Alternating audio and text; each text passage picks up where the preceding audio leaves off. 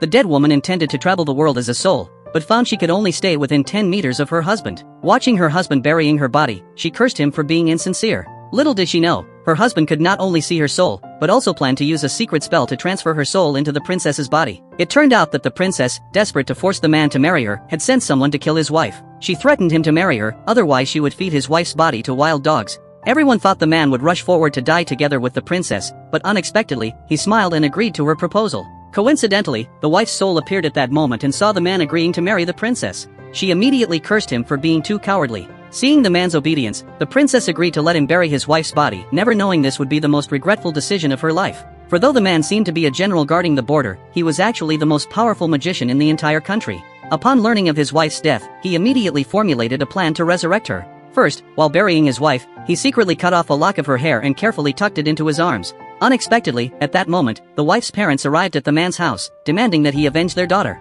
This made the princess extremely dissatisfied. She immediately called her guards to kill them, but the man stopped them. This instantly aroused the princess's suspicion, making her think the man also wanted to avenge his wife.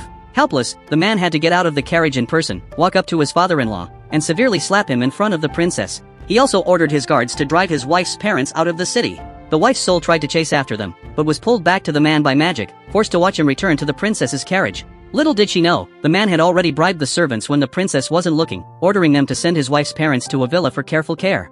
However, as soon as the man returned to the princess's mansion, the princess couldn't wait to hold the wedding. But the man said he wanted to prepare a surprise for her first, and took the opportunity to ask for a lock of her hair. Delighted, the princess immediately plucked a lock of her hair and gave it to him, never knowing this lock of hair would put her in great danger.